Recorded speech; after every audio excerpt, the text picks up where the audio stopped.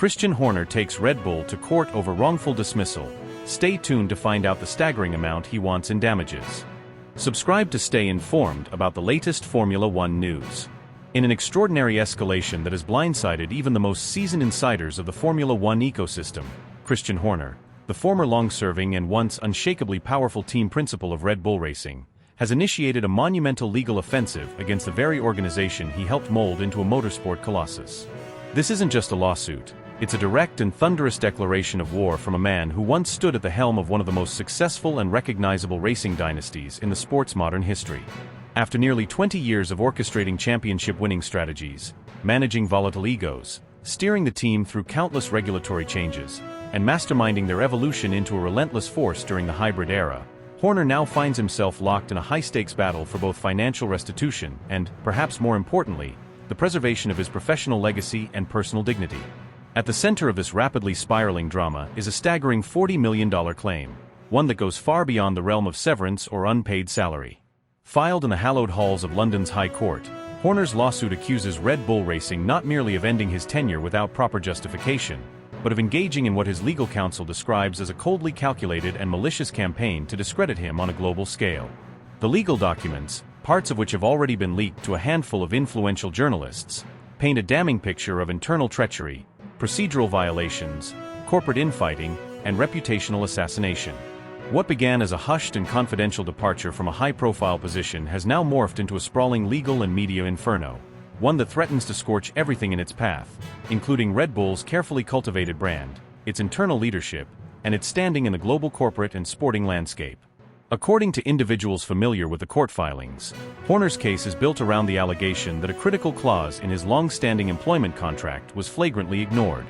This clause, a carefully crafted due process guarantee, was designed to shield top-level executives from arbitrary or politically motivated disciplinary action.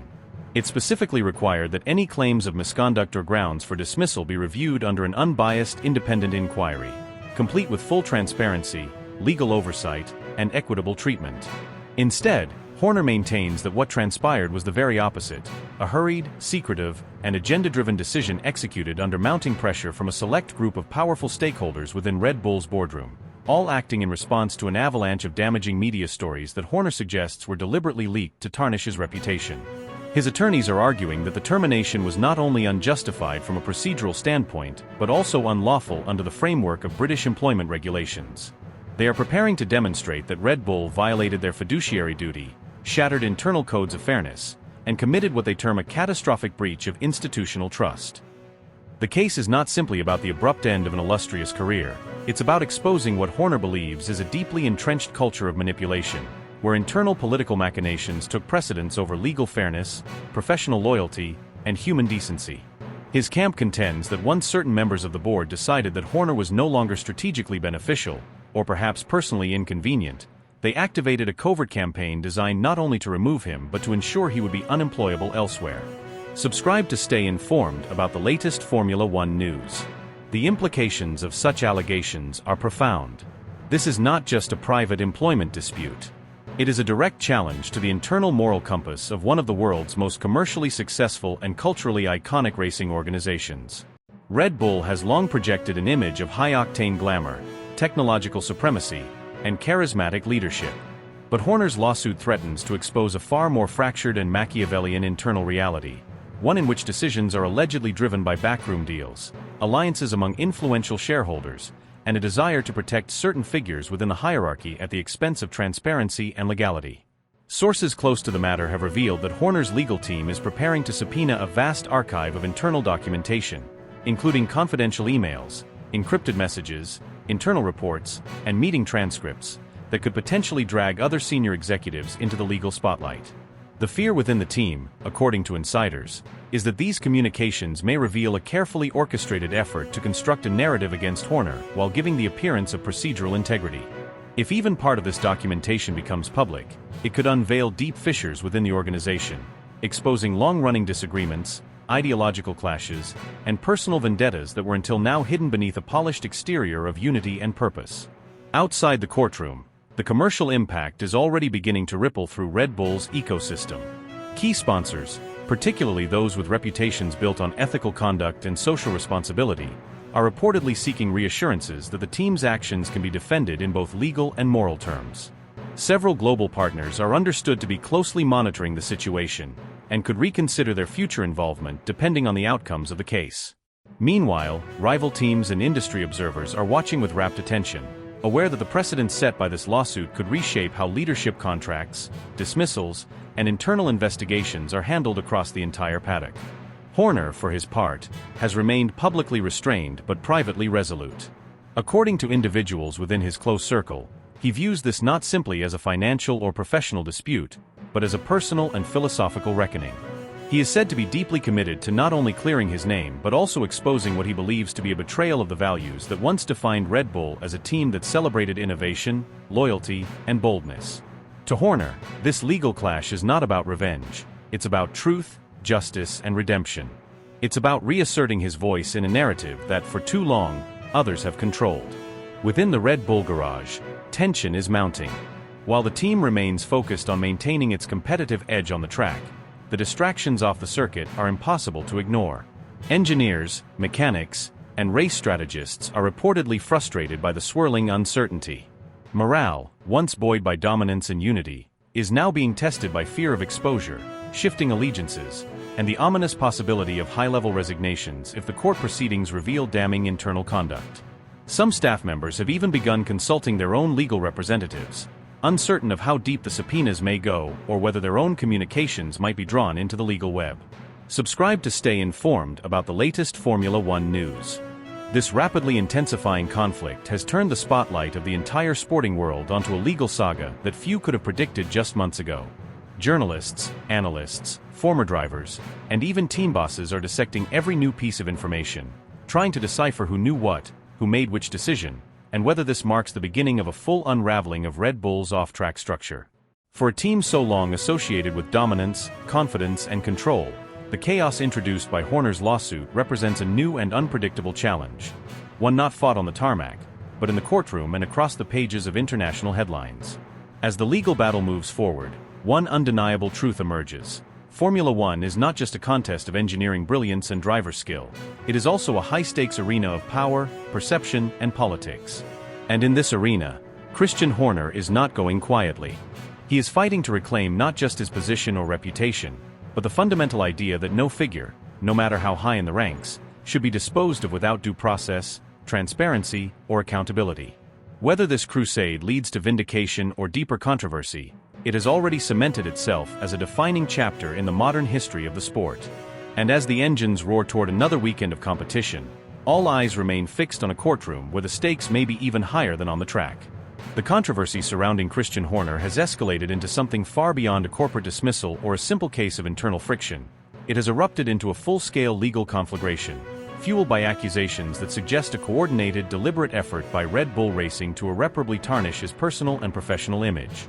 What Horner and his legal team have presented is not a story of miscommunication or a misunderstanding between executive tiers. Instead, it is a narrative steeped in betrayal, strategic silence, and calculated character destruction, carefully executed in full view of the public and the press, but cloaked in organizational ambiguity. At the heart of this spiraling legal war is a damning claim that Red Bull, the team Horner devoted decades of his life to transforming into a Formula One powerhouse, allowed his public persona to be savaged in the media without lifting a finger to stop it, not through oversight, not due to indecision, but through premeditated inaction. Horner asserts that the organization not only failed to defend him but intentionally withheld clarification, avoided issuing rebuttals, and refrained from releasing any form of official statement that could have slowed or stopped the rapidly spreading media wildfire. According to his legal counsel, this wasn't an accident. It was a weaponized strategy, deployed with surgical precision to serve a hidden agenda. For several weeks leading up to his removal from power, some of the most influential British tabloids, The Sun, the Daily Mail, and the Mirror, among others, ran story after story filled with provocative insinuations, anonymous sources, and suggestive language that painted a deeply unflattering picture of Horner's conduct. These reports referenced an alleged inappropriate relationship involving a female employee at Red Bull Racing, hinting at compromising text messages, covert meetings, and behind-the-scenes complaints that supposedly triggered internal scrutiny. No concrete evidence was ever released. No formal confirmation came from Red Bull.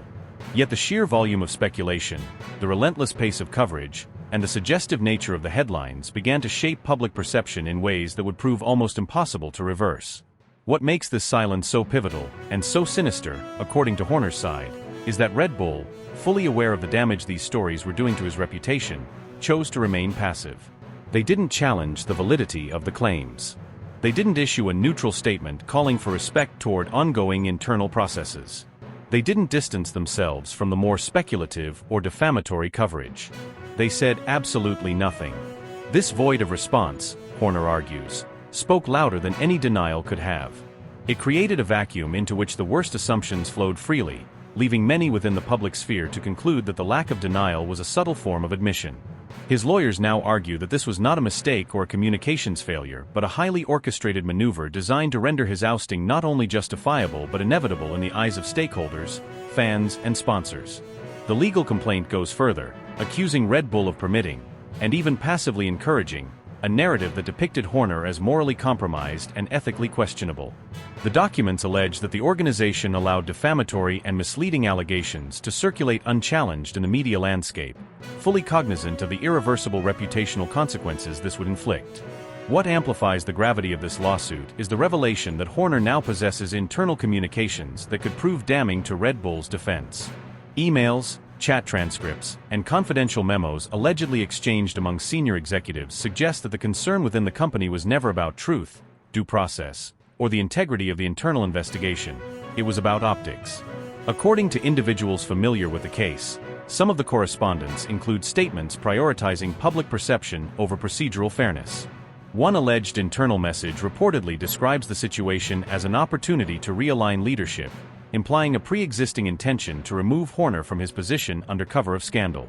Another reportedly claims that public patience runs thinner than legal nuance, suggesting a willingness to let the public form its own damning conclusions, regardless of internal facts. These documents, now reportedly central to Horner's legal offensive, form the backbone of a narrative in which an entire corporate machine allowed its most prominent face to be dismantled, not through confrontation, but through abandonment. They indicate a leadership culture willing to sacrifice one of its longest-serving and most successful figures in the name of brand management and political convenience. The lawsuit presents a chilling portrait of a calculated internal purge masquerading as an HR response, dressed up as corporate accountability but, in Horner's words, executed with cold-blooded precision. For Horner, the personal toll has already been profound. Trusted colleagues have distanced themselves. His name, once synonymous with innovation, strategy, and championship success, is now linked to whispered rumors and tabloid spectacle. He contends that the emotional impact has been immense, with damage spreading into his private life, affecting family relationships, personal friendships, and even long-standing partnerships with external collaborators. Professional opportunities that once seemed secure have grown distant. Conversations that once began with admiration now begin with suspicion. And perhaps most devastating of all is the slow erosion of legacy. After decades of guiding Red Bull racing to unprecedented heights, assembling one of the most formidable organizations in the sport, and mentoring some of the most iconic talents in modern Formula One history, Horner finds himself branded not as a builder of dynasties, but as a man brought down by shadows he claims were deliberately cast by the very entity he served. Whether this legal battle results in financial restitution, public vindication, or deeper institutional reform remains to be seen. But what is clear is that this is no ordinary contract dispute or isolated HR grievance. This is a sprawling high-stakes war over identity, power, and truth itself. A collision between reputation and revenge, between narrative control and ethical responsibility, fought not just in courtrooms, but in the global theater of public opinion. And as the revelations mount and the silence that once surrounded Horner's dismissal begins to shatter, one fact becomes impossible to ignore: this story is far from over. In many ways, it's just beginning. Insiders familiar with the unfolding situation describe Christian Horner's emotional state as profoundly shaken, beyond disappointed, far deeper than disillusioned, by what he perceives as a deliberate and ruthless act of betrayal carried out by the very institution he devoted nearly his entire professional life to constructing. For Horner, the dissolution of his role at Red Bull was not simply an unexpected dismissal. It felt like the erasure of a legacy, a surgical removal of everything he had poured his identity, his intellect, and his heart into for 2 decades. Red Bull wasn't just a team to him, it was a monument he had helped raise from the ground up, brick by brick, race by race, year after year. This was a man who had given not only his skills and leadership, but his very soul, to an organization that, in the end, offered no closure, no gratitude, no empathy, only silence and exclusion. From the earliest days of the team's inception, Horner had stood at the helm, navigating Red Bull through storm after storm in the chaotic, unforgiving world of Formula One. Through eras dominated by rivals like McLaren, the brute efficiency of Mercedes, and the mythic allure of Ferrari, Horner maintained a steady hand, a visionary eye, and a competitive spirit that never flickered. He wasn't simply guiding the car on track, he was shaping the philosophy, the culture, the DNA of the team. It was under his stewardship that Red Bull evolved from a flashy new entry into the sport into a global titan, a factory of champions, an engine of innovation and domination. His fingerprints were on every championship, every breakthrough, every impossible victory. He was instrumental in discovering, mentoring, and elevating generational talents. Sebastian Vettel, whose 4 consecutive world titles began Red Bull's reign of terror on the sport, and Max Verstappen, the current juggernaut whose era of dominance is still unfolding. Horner's strategic foresight and ruthless attention to detail helped craft careers, build dynasties, and dismantle giants. He was not merely a participant in Formula One, he was one of its power brokers, a master of both the paddock and the politics, someone whose influence extended far beyond the pit wall. And yet, when the tide turned, there was no loyalty shown, no loyalty repaid. There was only a calculated silence, an absence of respect, a decision executed with clinical detachment and a total disregard for all that he had sacrificed. According to individuals with knowledge of the matter, Horner was completely blindsided by how rapidly and coldly the situation unfolded.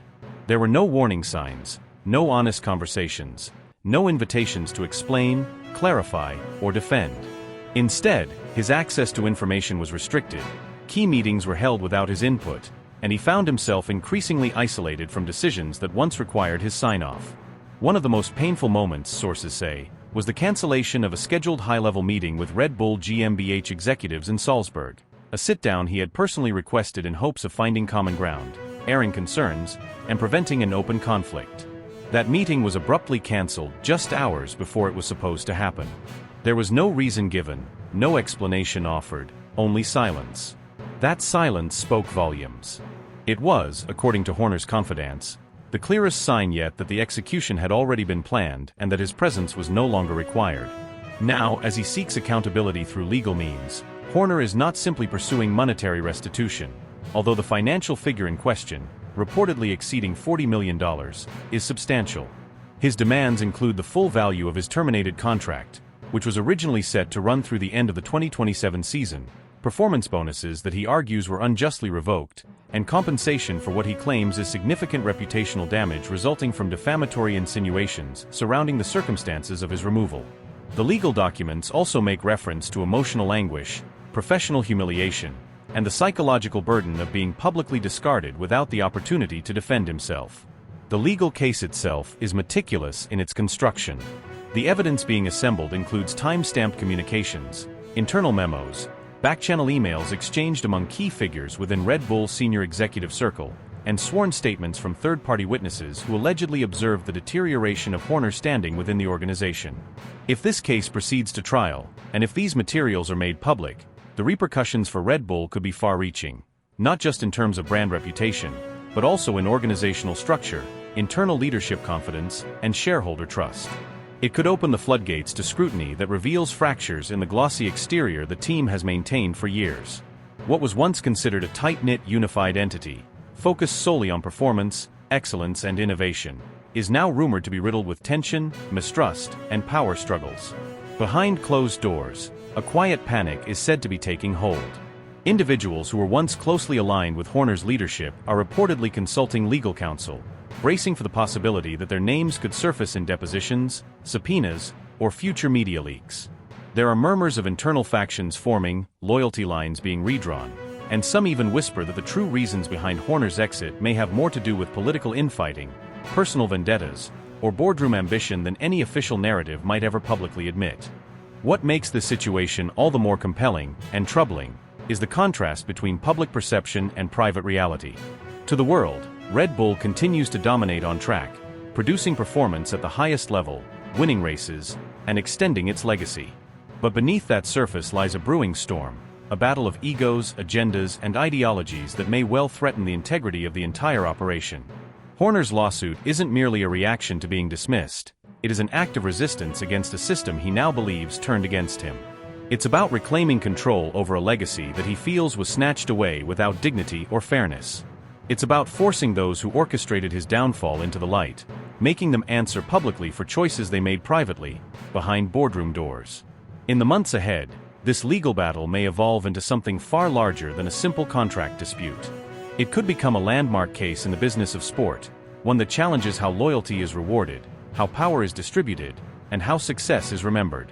For Horner, this is not merely about money, it's about validation, justice, and possibly even vengeance. For Red Bull, it is an existential test of unity, transparency, and institutional morality. And for the world watching from the outside, it is a saga that blends betrayal, ambition, and power at the very highest levels of international motorsport, a tale far more dramatic than anything that could be scripted.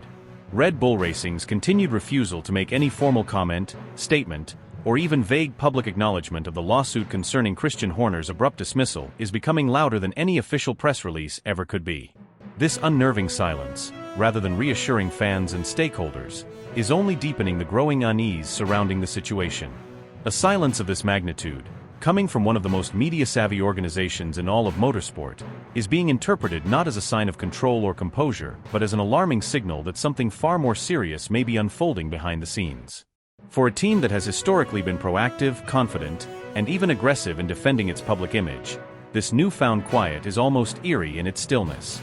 It is fueling a whirlwind of speculation, igniting endless debates among legal professionals, journalists, fans, sponsors, and rival teams alike, all of whom are desperately trying to piece together a narrative in the absence of any clarity from the team itself.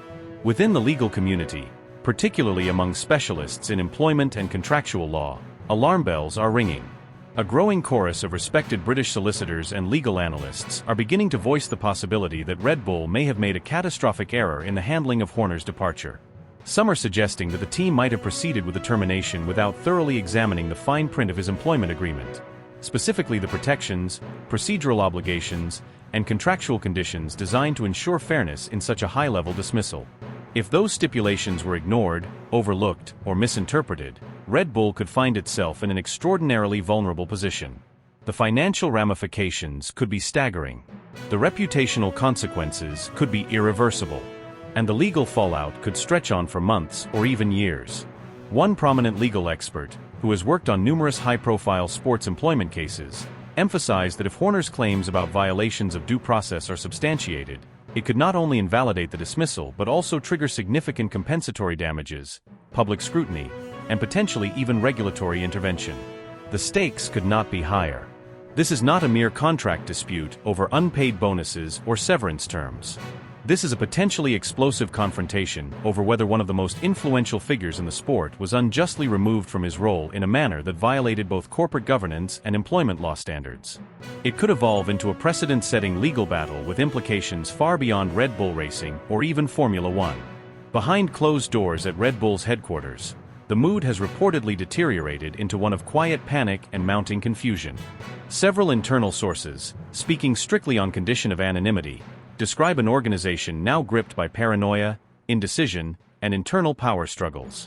Meetings that once brimmed with energy and confidence are now described as awkward and uncertain. Key team members are allegedly walking on eggshells, afraid to speak openly, unsure of who is in charge, and concerned about what they're allowed to say or even suggest.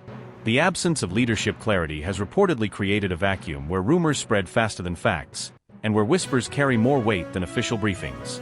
Longtime team personnel, some of whom have been with the organization since before its championship winning days, are reportedly stunned and disheartened by the swiftness and opacity of the decision to part ways with Horner. Many describe him not just as a leader but as the heartbeat of the team, a constant presence through every triumph and every crisis. The suddenness of his removal, combined with the lack of explanation and the ongoing refusal to engage with the media, has shaken internal morale to its core. A sense of betrayal is growing among some employees, while others are frantically seeking legal advice of their own, fearing that their names may be dragged into the conflict or that they might unknowingly become collateral damage in a conflict they didn't initiate. Outside of the team, the situation is being closely monitored by the upper echelons of Formula One management and the FIA. both of which are said to be increasingly concerned about the optics and consequences of this escalating drama. The integrity of the sport, its professionalism, transparency, and operational ethics, is now under quiet but significant threat. Red Bull is not just another team on the grid. It is one of the most visible, successful, and commercially powerful entities in the sport's history. Any scandal that erupts at this level has the potential to cast a long shadow over the entire championship. The possibility of an independent investigation by governing bodies, should new facts come to light, is reportedly being discussed behind the scenes. The fear isn't just about one team's internal meltdown, it's about the potential ripple effect that such an event could cause throughout the entire racing world. Meanwhile, the sponsors, those multinational corporations who pour hundreds of millions into Red Bull's racing operations in exchange for association with speed, innovation, and success, are beginning to lose their patience. Some of them, sources claim, were entirely left in the dark about the decision to dismiss Horner. There was no advance notice, no consultation, no warning. In the high-stakes world of corporate sponsorship, such a lapse in communication is not just disrespectful, it's dangerous. Sponsorship is built on trust, on predictability, and on shared goals. When a decision of this magnitude is made without involving the key commercial partners who bankroll the team's operations, it shakes the very foundation of those relationships. Several sponsors have reportedly demanded private briefings. Some are even said to be re-evaluating the terms of their ongoing contracts, seeking legal advice about potential exit strategies should the situation continue to deteriorate. And still, from Red Bull, there is nothing but silence. No press release. No public appearance by senior management. No media interviews to clarify the timeline or the reasoning. Every day that passes without an explanation only allows the narrative to spiral further out of their control. In this information vacuum, speculation becomes reality, and perception becomes truth. The absence of facts creates fertile ground for every theory imaginable, from internal political coups to pressure from the Austrian parent company to undisclosed breaches of conduct or deeper legal liabilities yet to surface.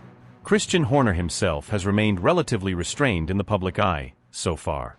But his legal team, according to reports, is working tirelessly behind the scenes, assembling documentation, collecting testimonies, and preparing for a confrontation that could rock the sport to its foundations.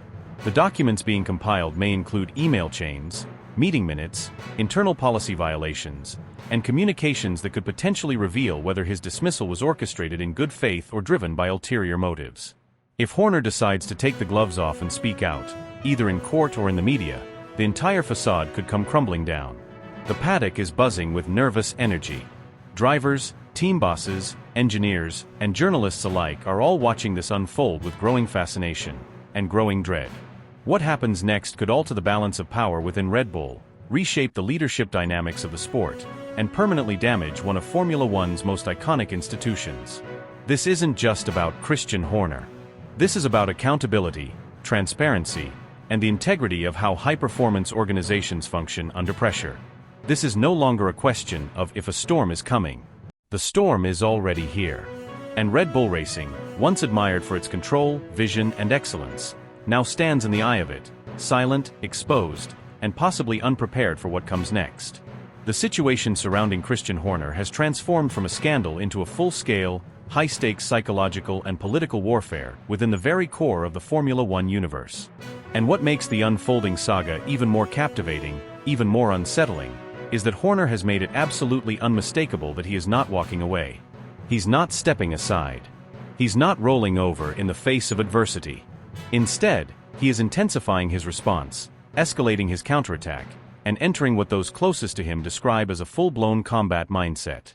Far from withdrawing, he's digging in, meticulously constructing an elaborate strategy aimed not just at defending himself from allegations and whispers, but at dismantling what he firmly believes is a web of deception spun by those who have conspired, either overtly or in the shadows, to orchestrate his demise. This is not about damage limitation. This is about total retaliation. He is not licking his wounds, he is sharpening his weapons.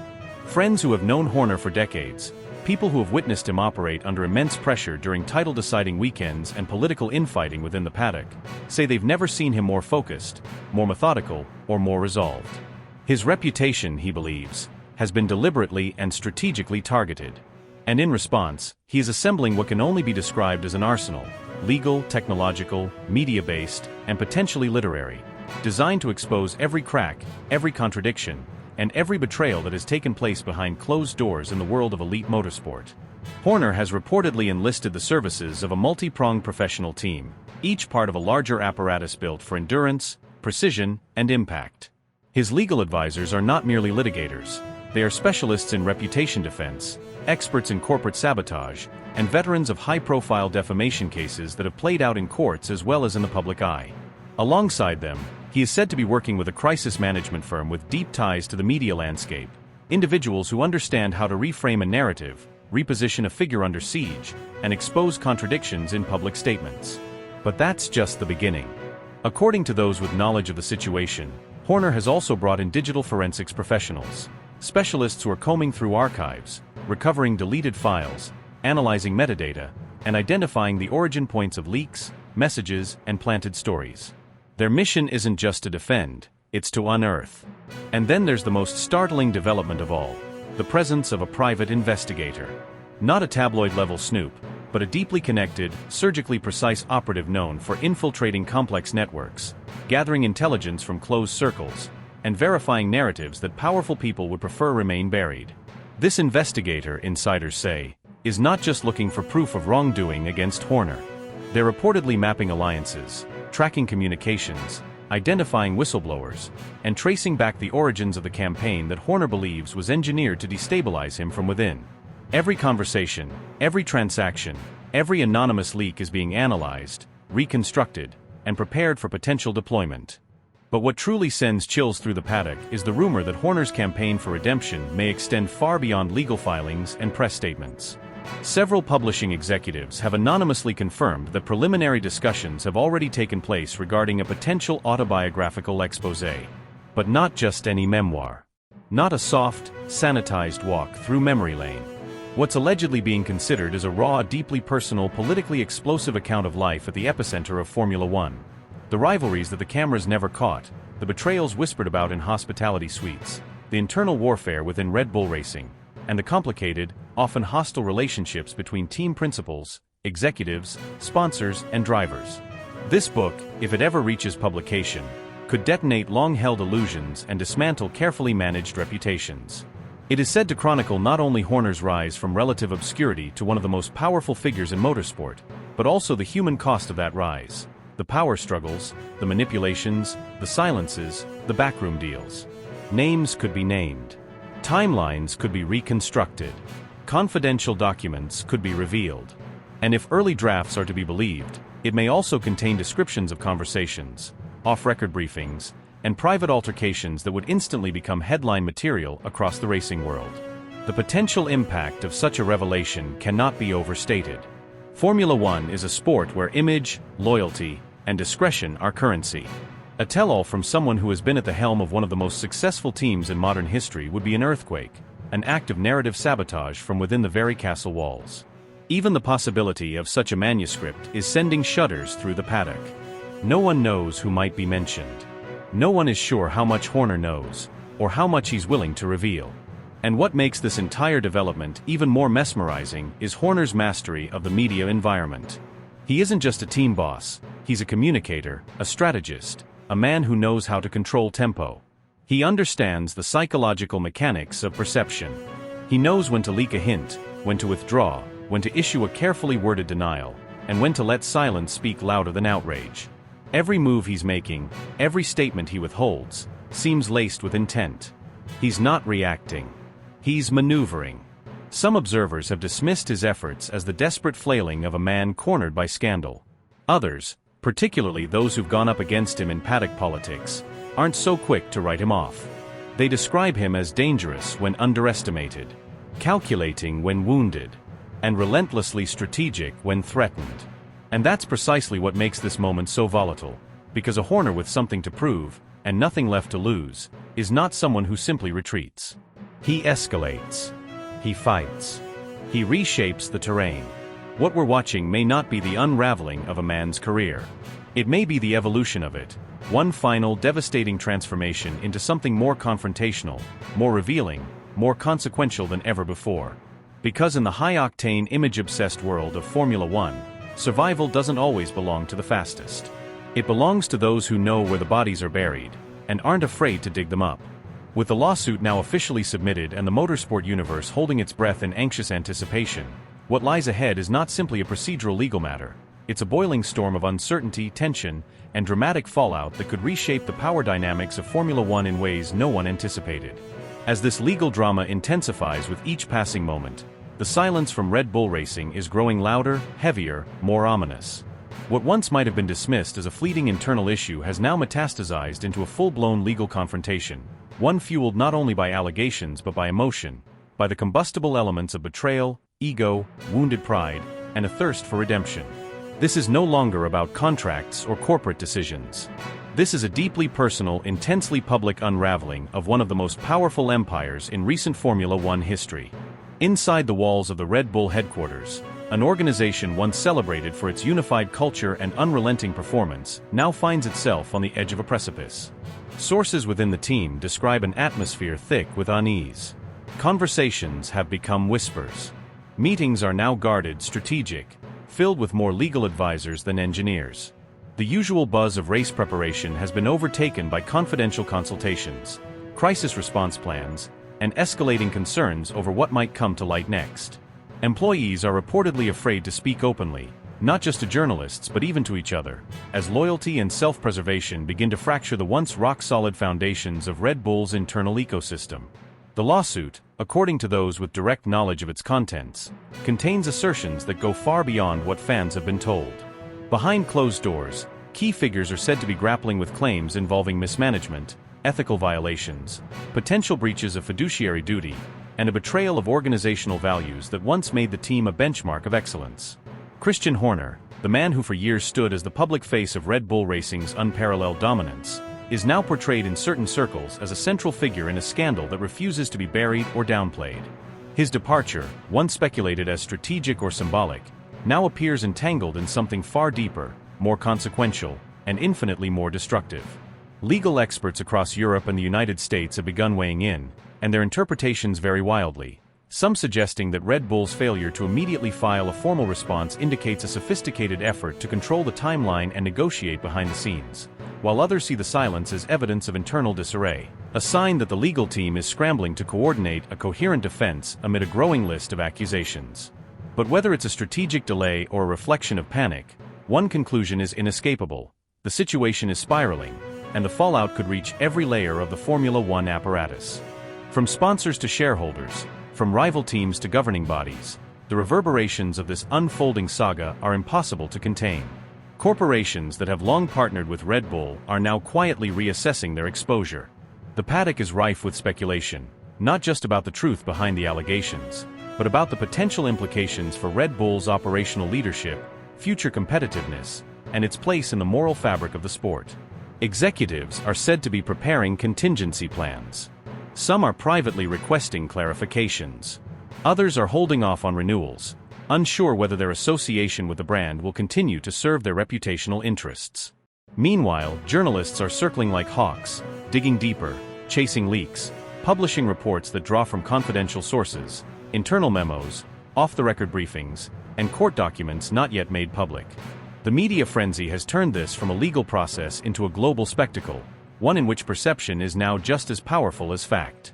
Every statement, or lack thereof, is dissected for hidden meaning. Every nonverbal cue at a press conference is interpreted as a message. Every newly leaked email or private conversation is treated like a revelation. And the fans? They are electrified, outraged, fascinated, divided, unable to look away. Across social platforms, narratives are multiplying. Some fiercely defend Horner, suggesting that he's the target of a calculated power play designed to destabilize his authority. Others believe the allegations have merit and that Red Bull is attempting to shield the organization from deeper exposure. The truth, as always, is layered, nuanced, and still unfolding. But what's undeniable is the immense emotional investment the public now has in every development. This isn't just about who's right or wrong, it's about trust, transparency, accountability, and the soul of a team that millions have supported for years. Inside the FIA, officials remain officially neutral, but the tension is impossible to ignore. Should this lawsuit unveil violations of the sport's ethical codes or governance frameworks, intervention will become unavoidable. That intervention could take the form of investigations, sanctions, or regulatory audits, any of which would further complicate Red Bull's already fragile position. The cost of such oversight could be more than monetary. It could destabilize their competitive structure, interrupt their focus, and impair their ability to operate with the ruthless precision that has defined their recent era of supremacy. And through all of this, the stakes continue to climb. This is not just a legal skirmish or a reputational hiccup. It's a tectonic shift, a moment of reckoning, a reckoning that could redefine how power is exercised and challenged in Formula One. The lawsuit has opened a Pandora's box, and what spills out cannot be neatly repackaged. It has ignited a firestorm of inquiry into the nature of leadership, the limits of ambition, and the fragility of trust. Red Bull, for all its past glory, now finds itself under a microscope so powerful, so relentless, that every decision, every omission, every utterance will carry disproportionate weight. And perhaps most perilous of all is the uncertainty surrounding how this ends. There is no clear path forward, no obvious settlement, no guaranteed verdict, no script to follow. This is uncharted territory, driven not just by legal statutes but by human emotion, pride, vengeance, fear, ambition. The people at the heart of this story are not abstract figures. They are individuals with careers, reputations, legacies, and personal stakes too great to quantify. Some are fighting for justice. Others for survival. All are now playing a game with consequences that extend far beyond the paddock. As the days go on, more will surface. More documents. More testimony. More private communications, once considered untouchable. And each new revelation will further erode the narrative Red Bull has tried so hard to preserve. The team once known for breaking boundaries on the track now faces a different kind of battle. A battle not fought with aerodynamics or tire strategy, but with evidence, perception, and the weight of public judgment. And if the damage continues to escalate, it won't be fines or podiums that define Red Bull's legacy. It will be the scars left by a scandal that could become the defining story of a generation.